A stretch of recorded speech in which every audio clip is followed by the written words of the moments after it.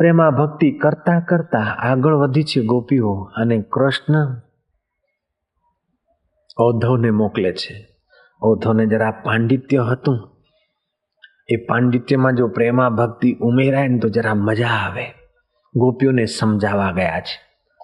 ગોપીઓએ બધું સાંભળ્યું, પછી છેવટે કહ્યું કે આટલું જઈને કહેજો. ઔદ્ધવ, અમે તમને કહીએ, તમે જે શિખામણ આપી એ બધી વ્યાજબી છે, બરાબર છે, પણ અમારી એક વાત માનો, ધ્યાનથી સાંભળો ઔદ્ધવ. ये मोहब्बत की बातें हैं औद्धव, बंदगी अपने बश की नहीं है. ये मोहब्बत की बातें हैं औद्धव, बंदगी अपने बश की नहीं है.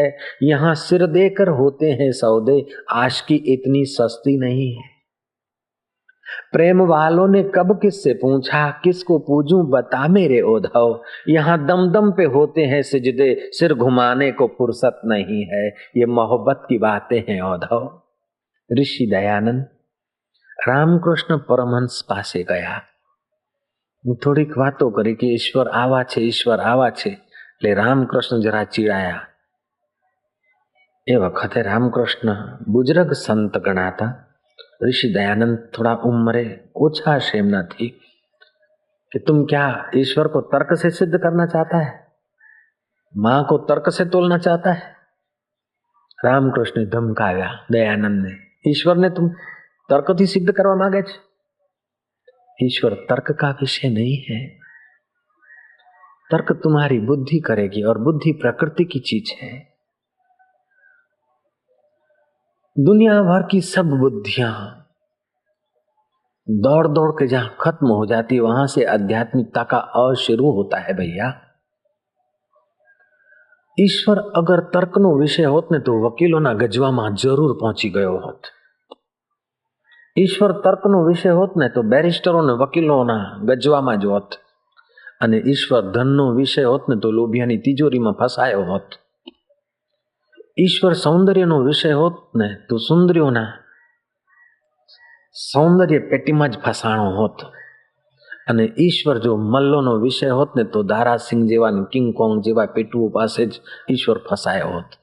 ईश्वर न मलनो विषय छे, न बुद्धिनो विषय छे, न धननो विषय छे, न सत्तानो विषय छे, न सौंदर्यनो विषय छे, न तर्कनो विषय छे, न कुतर्कनो विषय छे. ईश्वर कोई वस्तुनो विषय नथी. बधा ज विषयो एनाथी प्रकाशित थाय छे, ए कोईथी प्रकाशित नहीं थई शके.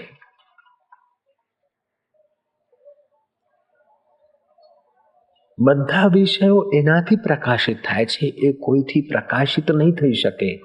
હા, આપણા હાથમાં છે કે એના માટે પ્રીતિપૂર્વક ભજન કરીએ. તુલસીદાસ મહારાજ કહે છે, અબ પ્રભુ કૃપા કરહુ એહી ભાંતિ, સબ તજી ભજન કરહું દિન રાતી. હવે અહીંયા થોડુંક વિચારી લઈએ. अब प्रभु कृपा करहु एही भांति, एवा प्रकारनी कृपा करो कि बधुं छोड़ीने दिन रात भजन करूं. बधुं छोड़े तो खावानुं ए आवी जाए, एमां पीवानुं ए आवी जाए, कपड़ा पहेरवानुं ए आवी जाए, सुवानुं ए आवी जाए. जो खावानुं पहेरवानुं ने सुवानुं छोड़ीने दिन रात भजन करे ने तो खरी रीते भजनमां पण बरकत नहीं आवे. लो, सब तजी भजन करहूं दिन राती, तो घर छोड़ दिया, संसार छोड़ दिया, चलो फिर भी सब तो नहीं हुआ. એવું આવવું જોઈએ કે સંસાર છોડી ભજન કરું દિન રાતી, ધંધા છોડી ભજન કરું દિન રાતી, લેડી છોડીને ભજન કરું દિન રાતી, લેડા છોડીને ભજન કરું દિન રાતી, એવું આવવું જોઈએ. પણ તુલસીદાસજી કહે છે કે સબ તજી ભજન કરહું દિન રાતી. પ્રભુ એવી કૃપા કર કે બધું છોડીને દિન રાત ભજન કરું. હવે બધું છોડે તો એમાં ઊંઘ પણ આવી ગઈ, ખાવાનું પણ આવી ગયું, પહેરવાનું ઓઢવાનું બધું આવી ગયું. અહીંયા સમજવું જોઈએ કે બધું એટલે બધું શમા રહે છે. બધું રહે છે દેહમાં. અહમ કરે છે ને એ અહમમાં બધું રહે છે. દેહને હું કરીને પોષવાનો ભાવ છોડીને જે કંઈ કામ કરું એ તારી બંદગી થઈ જાય, એવો ભાવ અર્થેમાંથી લેવાય છે. अब प्रभु कृपा करहु एही भांति सब तजी भजन करहु दिन राती। દેવઋષિ નારદજી પગપાળા જઈ રહ્યા હતા. ઘરવાર છોડીને કોઈ તપસ્વી તપ આદરે છે ને છેલ્લા 40 વર્ષથી માળા ફેરવે છે.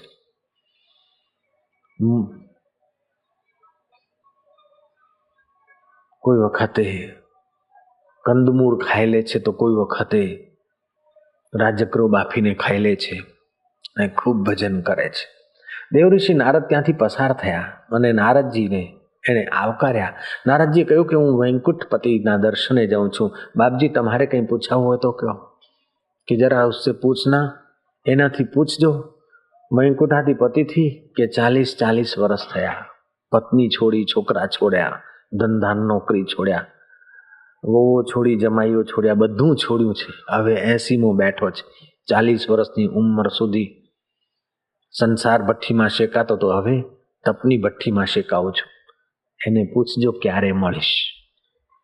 નારદજી કહ્યું સારું બાપજી. નારદજી આગળ ગયા.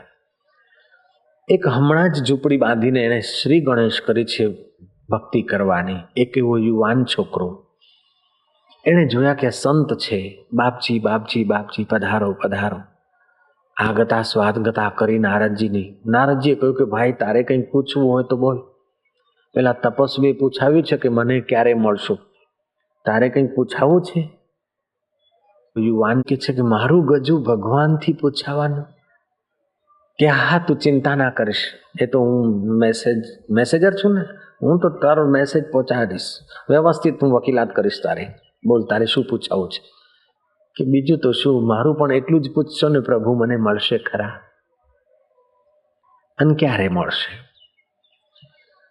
સમય થોડો વીત્યો અને નારદજી ફરી પાછા તેના તે રસ્તે નીકળ્યા. એટલે તપસ્વીને સંદેશો આપ્યો પહેલો કે તપસ્વી, ભગવાન કે છે તમારા કર્મો એટલા બધા ભૂતકાળના છે કે ભગવાન 3 જન્મ પછી મળશે. એટલે તપસ્વીના હાથમાંથી માળા ખરી પડી. ઉત્સાહ નાશ. હાર્ટ ફેલ થવું એ મોટો નુકસાન નથી, પણ શ્રદ્ધા ફેલ થવી એ મોટો નુકસાન છે. વિવેકાનંદ કહેતા કોઈનું ઘર પડાવી લેવું એ પાપ તો છે, કોઈનો પૈસો છે પડાવી લેવો એ પાપ તો છે, પણ મહાપાપ નથી. કોઈની દુકાન બથાઈ પાડવી પાપ તો છે, પણ મહાપાપ નથી. કોઈની શ્રદ્ધા તોડી નાખવી એ મહાપાપ છે. કોઈનો શ્રદ્ધાનો દુરુપયોગ કરવો એ મહાપાપ છે. કારણ કે શ્રદ્ધા દ્વારા એ પરમાત્માને પામી શક્યો હોત. એ શ્રદ્ધાનો દુરુપયોગ કરો કે શ્રદ્ધા તોડી નાખો, એના જેવું જગતમાં બીજું કોઈ પાપ નથી. અને શ્રદ્ધાને પોષો અને શ્રદ્ધાનો સદુપયોગ કરીને શ્રદ્ધે તરફ પહોંચાડવામાં જો સહભાગી થાઓ તો એના જેવું દુનિયામાં બીજું કોઈ પુણ્ય નથી. નારદજીને થયું કે આ વળી મેં ક્યાં માથે મુસીબત લીધી પાપની. એના કરતા તો સંદેશો ના આપ્યો તો સારું હતું. એને સંદેશો આપે ને એની ભક્તિ જ વિખરાઈ ગઈ બિચારાની. નારદજીને થયું હવે આને 3 જન્મ પછી ભગવાન મળવાના છે એ વાત સાંભળીને આની મૃત્યુ થઈ ગઈ. હાર્ટ ફેલ નહીં પણ શ્રદ્ધા ફેલ થઈ ગઈ, એટલે મહામૃત્યુ થઈ કહેવાય.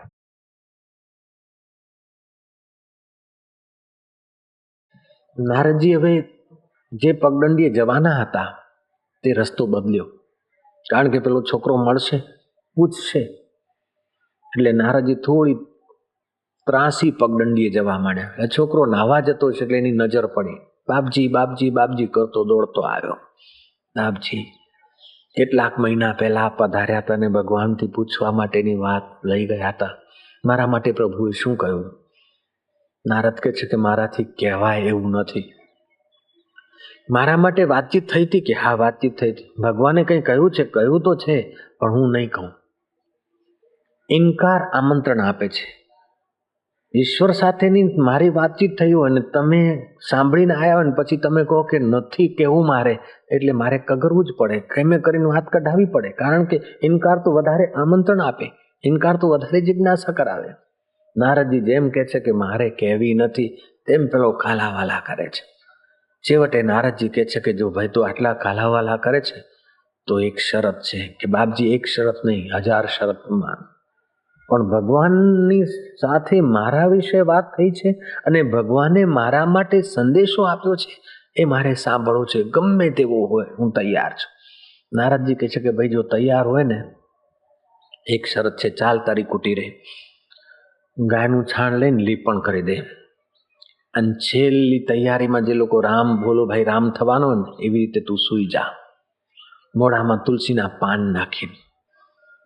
નારદને થયું પેલાની તો શ્રદ્ધા ફેલ થઈને આની કદાચ હાર્ટ ફેલ થાય તો કમસે કમ એની ગતિ તો સારી થાય. અને ભાઈ તારું ગમે તે થાય પણ મારી જવાબદારી નહીં, બોલ તો હું કહું યુવાન કે બાપજી બરાબર છે. નારદજી એક પગ ઉંબરામાં ને એક પગ બહાર, અને પેલાને જે શરતે સુવડાવવાનું તો એ સુવડાવ્યો. નારદજી કહે છે કે તને ભગવાન મળશે તો ખરા, પણ આ ઝૂંપડીની બાજુમાં જે પીપળો છે ને, પીપળામાં જેટલા પાન છે ને એટલા જન્મ પછી તને ઠાકોરજી મળશે. નારદને થયું કે હવે આ એનો છેલ્લો શ્વાસ હશે. નારદજી તો રવાના થઈ ગયા. પેલો ઊભો થયો કે આટલા જન્મ પછી પણ મારો વાલો મને મળશે? કરોડો જન્મ બરબાદ થઈ ગયા તો આ 200-500 જન્મ પછી મને મળશે? એને તો ઉપાડી વીણાને પ્રભુના ગીતમાં તો તન્મય થઈ ગયો, એવો ભાવ વિભોર થઈ ગયો કે એને મૂલાધાર, સ્વધિષ્ઠાન, મણિપુર ને અનાહત ચક્રો બધા એકી સાથે જ ખુલી ગયા, જાણે કુંડલની જાગૃત થઈ ગઈ. જોત જોતામાં ભાવ વિભોર પ્રેમ રસમાં તરબોળ થયા. એવામાં તો ભગવાન આવ્યા ગરુડ પર. એ ભગત આંખ ઉગાડ, હું આવી ગયો છું. ભગત કહે છે કે ભગવાન તમે સરનામું ભૂલ્યા હશો, પીપળાના પાન એક ખર્યો નથી હજી. જેટલા પીપળામાં પાન છે એટલા જન્મ પછી આવવાના હતા, તમે સરનામું તો નથી ભૂલ્યા? કે ના, મેં કેવડાયું તું તો પછી પ્રભુ ઓચિંતા પધાર્યા. કે જ્યાં પ્રેમ હોય છે ને ત્યાં પછી આ પાન ગણવાનો ટાઈમ રહેતો જ નથી, જન્મ ગણવાનો રહેતો જ નથી. તેષામ સતતમ યુક્તાનામ ભજતામ પ્રીતિપૂર્વકમ. જ્યાં પ્રેમ હોય છે ને, જેને તમે વહાલ કરો છો અથવા જે માણસ તમને વહાલ કરે છે એની નાની મોટી ભૂલ દરગુજર થાય છે કે નથી થતી, અને એને વારસો આપવાની ઈચ્છા થાય છે કે નહીં, એની ઉન્નતિ કરવાની ઈચ્છા થાય છે કે નહીં. હવે જીવનો સ્વભાવ છે કે તમારો છોકરો તમને પ્રેમ કરે, તમારો પડોશી તમને પ્રેમ કરે, તમારો ક્લાસ ફોલો તમને પ્રેમ કરે, તમારો ભાઈ તમને પ્રેમ કરે, તમારો અજાણ્યો વ્યક્તિ કોઈ માર્ગનો મિત્ર તમને પ્રેમ કરે તો તમને કંઈક આપવાનું થાય છે, કારણ કે તમારો સ્વભાવ ઈશ્વરને મળતો સ્વભાવ છે. આત્મા તે પરમાત્મા. તો ભગવાન શું આપે છે કે દદામી બુદ્ધિ યોગમ તમ. એને હું દર્શન નથી આપતો, બુદ્ધિ યોગ આપું છું. હું એને મળું છું એવું નથી કહ્યું ભગવાને, હું એને બુદ્ધિ યોગ આપું છું. ભગવાન કે હું એને મળું છું તો ભગવાન પહેલા નહોતા ને પછી આવ્યા. જો પહેલા ના હોય ને પછી આવે તો એ આવે પાછા જાય. બુદ્ધિ યોગ મળે એટલે ભગવાન તો હાજરા હજુર છે એનો અનુભવ થઈ જાય. ભગવાનની એવી બુદ્ધિ મળે કે ભગવાનના અનંત સ્વરૂપનું શ્રવણ કરી, મનન કરી, નિત્યધ્યાસન કરીને આ જીવ આવરણ ભંગ કરે, ઈશ્વરનો સાક્ષાત્કાર કરી શકે. તસ્ય પ્રજ્ઞા પ્રતિષ્ઠિતા. એની પ્રજ્ઞા, એની બુદ્ધિ એ પરબ્રહ્મ પરમાત્મામાં સ્થિર થઈ જાય. જેમ તરંગ ઉપર તરંગ, તરંગ ઉપર તરંગ, તો દરિયાનું સાગરનું બરાબર લેવલ દેખાય નહીં, પણ એ તરંગ શાંત થાય એટલે પાણીનું લેવલ દેખાય. એમ બુદ્ધિ, મન બુદ્ધિની વૃત્તિઓ સાધારણ વૃત્તિઓ જે ઉઠે છે બુદ્ધિની, મનની, ત્યાં સુધી આ જીવ બહાર ભમે છે. જ્યારે બુદ્ધિ યોગ મળે છે ત્યારે એની બુદ્ધિ પરબ્રહ્મ પરમાત્મામાં પ્રતિષ્ઠિત થાય છે.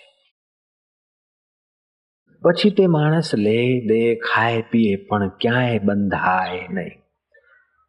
એક લોખંડનો ટુકડો, લોખંડની પૂતળી માટીમાં પડ્યું હોય ને એને કાટ ચડવાનો ભય છે. હવે એ લોખંડની પૂતળી લોખંડની મૂર્તિને કાટ ન ચડે એના માટે શું કરવું જોઈએ? કે માટીમાંથી ઉપાડી એને અભરાઈ ઉપર મૂકી દો. એને કાટ નહીં ચડે? ચડશે. સમય જતા એને કાટ ચડશે. પણ તે જ મૂર્તિને, લોખંડની મૂર્તિને તમે પારસ સાથે સ્પર્શ કરાવી દો અને પછી કાદવમાં મૂકી દો તોય કાઠ નહીં ચડે. એમ તમે તમારી બુદ્ધિને ગમે એટલી સ્વચ્છ કરો ને પવિત્ર કરો ને પાપ નહીં કરે એવું કરો તો એ સંસારનો કાઠ ચડે છે. પણ બુદ્ધિ યોગ મળ્યા પછી એ બુદ્ધિ રહેતી નથી, પ્રજ્ઞા બની જાય છે. પછી સંસારમાં તમામ પ્રકારની પ્રવૃત્તિ કરે તો પણ એને લેપ લાગતો નથી. જનક રાજાએ રાજ્ય કર્યું છે અને રાજ્યમાં તો બધું હોય છે. કોઈને સજા આપવી, કોઈને માફી કરવી, કોઈની સાથે હાથ મિલાવવાનું, કોઈને આંખ દેખાડવી, બધું કરવું પડે છે. મહાપુરુષોને બધું કરવું પડે છે. છતાં ઉઠત બેઠત ઓઈ ઉટાને, કહત કબીર હમ ઉસી ઠિકાને.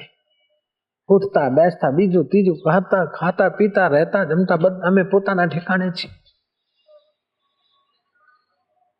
એક વખતે ગોરા કુંભારને ત્યાં સંતોનો સંમેલન થયો. ગોરા કુંભારનું ઘર એવું કે સંતો યાત્રાએ જાય તો વચ્ચે ગોરા કુંભારનું ઘર આવે. જ્ઞાનેશ્વર મહારાજ, નામદેવ મહારાજ, મુક્તાબાઈ અને બીજા તમામ સંતો ભેગા થયા. મુક્તાબાઈએ ઘણા પરખવાની પેલી નાની સરખી હથોડી ઉપાડીને ગોરા કુંભારને પૂછ્યું કે આ શું છે? કે બેન, આ તો ઘડા પાકા છે કે કાચા છે? એ ટકોરા મારવાનું સાધન છે. કે ભાઈ, માટીમાંથી તમે ઘડા બનાવો છો તેમ બ્રહ્માજીએ પણ પંચભૂતની માટી લઈને આ ઘડા બનાવ્યા છે. હવે અમે આ સંતરૂપી ઘડા પાકા છીએ કે કાચા છીએ, અમારી પણ કસોટી તો થવી જોઈએ. એટલે બધા સંતે સ્મિત વેર્યું અને સંમતિ આપી કે હા, કસોટી થવી જોઈએ, ઉપાડો થોડી.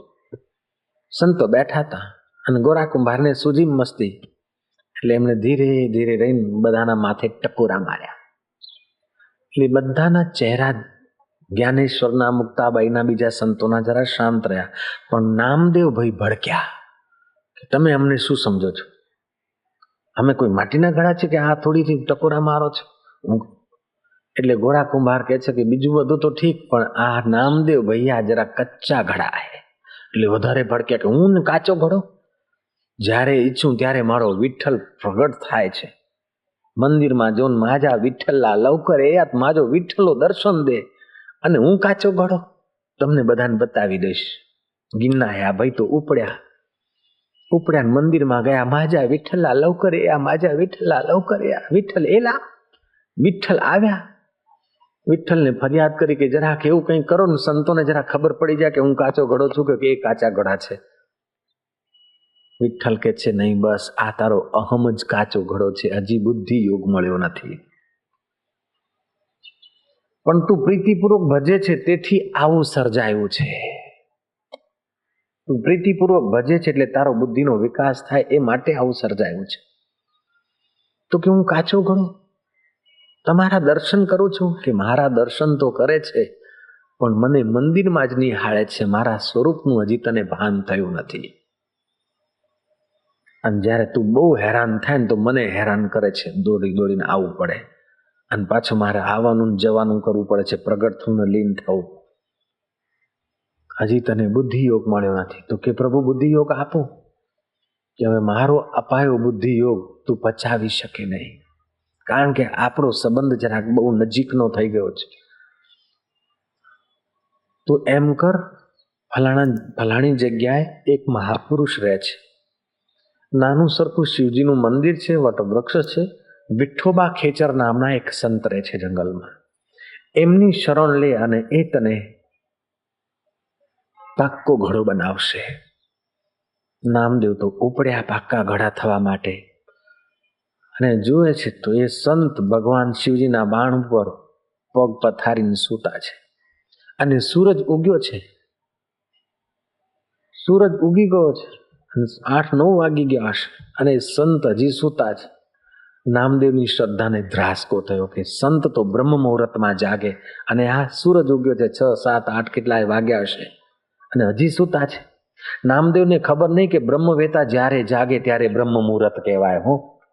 બ્રહ્મનો સાક્ષાત્કાર કર્યો ને એ પુરુષો જ્યારે જાગે ને ત્યારે બ્રહ્મ મુહૂર્ત. પછી 3 હોય કે 7 હોય કે 10 હોય, બ્રહ્મવેતા માટે 5 વાગે ને 3 વાગે હું જાગવાનો કોઈ નિયમ નહીં. બ્રહ્મવેતા તો જીવન મુક્ત પુરુષ. જ્ઞાનીનો ગમો જેમ મારે તેમ હમો. પણ નામદેવને હજી ખબર નથી, એ પાછો પડે છે. ત્યારે વિઠ્ઠોબા ખેચર કહે છે કે નામા ઈકડે અહીંયા. વિઠ્ઠોબા પાસે તને ઠાકોરજી મોકલ્યા છે ને કે રે તનરી જાણો મનરી જાણો, અને બાપજી આટલા મોડા ઉઠો છો અને આ પાછા પગ શિવજીના બાણ ઉપર, કે ભાઈ હું ગરડો થઈ ગયો છું ને મારા ઢીચણોમાં શક્તિ નથી, હવે તું એમ કર મારા પગ ઉપાડીને એવી જગ્યા મૂક કે જ્યાં શિવજી ના હોય, જ્યાં અશિવ હોય ત્યાં પગ મૂક. એટલે નામો પગ ઉપાડે છે ને બીજી જગ્યા મૂકે ત્યાં શિવલિંગ, ત્રીજી જગ્યા મૂકે એટલે શિવલિંગ, ચોથી મૂકે તો શિવલિંગ, એમ ફરતો ફરતો કુંડાળું ફર્યો, બધા શિવલિંગ શિવલિંગ એને દેખાણા વિઠ્ઠોબા ખેચરના સંકલ્પથી. એટલે ભાવ વિભોર થયો ને એ મહાપુરુષના બંને ચરણ પોતાના માથે મૂકી દીધા. મહાપુરુષની ચરણ રજ અડી અને ભગવાનનો સંકલ્પ હતો. નામદેવને જ્ઞાનની પીપાસા ધરી છે. નામદેવને આત્મજ્ઞાનનો ઉપદેશ મળ્યો છે. આત્મજ્ઞાનનો ઉપદેશ મળ્યો છે એટલે એને બુદ્ધિને પરબ્રહ્મ પરમાત્માનો યોગ થયો છે. શ્રવણ મનન નિત્યધ્યાસન એનું પરિપક્વ થયું છે. અને મહાપુરુષે એક દ્રષ્ટિ નાખી છે એ દેહ અધ્યાસનો બાધિત થયો છે. એને નિર્વિકલ્પ તત્વનો સાક્ષાત્કાર થયો છે. અનંત બ્રહ્માંડમાં ફેલાયેલું જે નામદેવ તત્વ છે એ નામદેવને ખ્યાલ આવ્યો છે. જેમ ઘડાને પોતાના આકાશ તત્વની ખબર પડે. તરંગ અગર તરંગ છે તો તુચ્છ છે, પણ તરંગ જો વિલય થાય અને તરંગ કે હું સાગર છું તો એમાં કોઈ બેમત નથી. તરંગ પોતાને પાણી ગણીને કે મારામાં તમામ જલચરો જીવે છે, મારામાં તમામ સ્ટીમરો ફરે છે, તો વાત સાચી. પણ તરંગ જો પોતાને 3.5 ફૂટનું કે 5.5 ફૂટિયું માનતો હોય તો એમાં જરાય જલચરો જીવતા નથી. એમ આ જીવ પોતાના વાસ્તવિક સ્વરૂપ તરફ નિહાળીને કહે કે હું અમારા આત્મા છું ને આખું બ્રહ્માંડ મારામાં છે, તો વાત સાચી. પણ દેહને હું કરીને કહે તો એ જરાય બંધ બેસતી વાત. નામદેવને અનંત બ્રહ્માંડ નાયક સચ્ચિદાનંદ ઘન પરમાત્માનો સાક્ષાત્કાર થયો છે. એટલે નામદેવની ખુલ્લી આંખે સમાધિ. 2 પ્રકારના મહાપુરુષો હોય છે, સિદ્ધ પુરુષો. એક યોગ સિદ્ધ અને બીજા જ્ઞાન સિદ્ધ. યોગ સિદ્ધ મહાપુરુષો સમાધિ કરીને નિર્વિકલ્પ સમાધિમાં યોગ સિદ્ધિ દ્વારા ઉન્નત થતા હોય છે. જ્યારે જ્ઞાન સિદ્ધ પુરુષ તો ખુલ્લી આંખે બ્રહ્માનંદનો રસ લઈ શકતા હોય છે. યોગી સમાધિમાં હોય ત્યારે બ્રહ્મ રસ લે અને બહાર આવે તો વિક્ષેપ જરા દેખાય, ફરી પાછા સમાધિમાં જતા રહે. પણ જ્ઞાની બહાર આવે, વિક્ષેપ દેખાય તો તરત વિચાર સમાધિમાં જતા રહે ખુલ્લી આંખે. નામદેવ હવે ખુલ્લી આંખે જ્ઞાન સમાધિની મસ્તી લેતા લેતા ઘરે આવ્યા છે. એક દિવસ વીત્યો, બીજો વીત્યો, ત્રીજો દિવસ શરૂ થયો છે. ત્યારે ભગવાન વિઠ્ઠલ પ્રગટ થયા છે કે નામા હવે મંદિરમાં કેમ નથી આવતો? 2-3 દી થઈ ગયા. નામદેવ કહે છે કે પ્રભુ માફ કરજો, આજ સુધી હું તમને 4 દીવારની અંદર બાંધીને મૂકતો હતો, પણ હવે ખબર પડી કે તમે ફક્ત મંદિરમાં જ નહીં, આખું વિશ્વ તમારા માટે બટુકડું છે. અનંત બ્રહ્માંડો તમારી અંદર ખદબદી રહ્યા છે. દેવ તમે એટલા મહાન છો. કે નામદેવ હું મહાન છું અને તું કોણ છે? કે હું તમે છો અને તમે હું છીએ. હનુમાનજી પણ રામજીને એવું કહ્યું છે. રામજી જ્યારે પ્રસન્ન થઈને હનુમાનજીને ઉપદેશ આપે છે, જોયું કે આ હીરા જવેરાતના હારમાં હનુમાનની કોઈ પ્રીતિ નથી, તો રામચંદ્રજીએ ઉપનિષદોનું અમૃત વેર્યું છે હનુમાન ઉપર. અને હનુમાનને જ્યારે સાક્ષાત્કાર થયો છે, બુદ્ધિ યોગ મળ્યો છે, ત્યારે હનુમાનજીને રામચંદ્રજી પૂછે છે કે હવે હું કેવો લાગુ છું? કે પ્રભુ વ્યવહાર દ્રષ્ટિએ તમે સ્વામી અને હું સેવક, જાગતિક દ્રષ્ટિએ હું જીવ છું ને તમે ઈશ્વર છો, પણ તત્વ દ્રષ્ટિએ સોહમ, તમે જે છો તે જ હું છું. ત્યારે રામચંદ્રજી કહે છે કે આવો અત્યારે જરાક ભેટી પડીએ. રામ લક્ષ્મણ જાનકીનું નામ લેવાશે ને જય ધારી થશે. હનુમાન જા, રામ લક્ષ્મણ જાનકી જય બોલો હનુમાન કી. તેમ વિઠ્ઠલ ભગવાન નામદેવને કહે છે કે નામદેવ આજ સુધી તો તું મારા મંદિરે આવતો હતો, પણ વિઠ્ઠોબા ખેચર જેવા સમર્થ ગુરુની કૃપા થઈ એટલે તને બુદ્ધિ યોગની પૂર્ણતાનો પ્રસાદ મળ્યો છે. હવે તારા બોલાયા વિના હું તારા ઘરે મળવા આવ્યો છું. આનું નામ છે બુદ્ધિ યોગની મહિમા. પણ એ બુદ્ધિ યોગ ક્યારે મળે? કે પ્રીતિપૂર્વક ભગવાનને ભજીએ. ભગવાનનો ઉપયોગ કરવા માટે ભગવાનને ભજવા એ પ્રીતિ નથી, પણ ભગવાનને ભગવાન માટે જ ભજવા. જેમ મેવાડમાં મીરા થઈ ગઈ તેમ મુસલમાન ધર્મમાં રબિયા થઈ ગઈ. રબિયા ના ગામમાં લૂંટારાઓ આવ્યા અને કેટલાક છોકરા છોકરી પકડીને લઈ ગયા. તે જમાનાની વાત છે જ્યારે મનુષ્ય વેચાતું, ગુલામ તરીકે ક્રય વિક્રય થતો.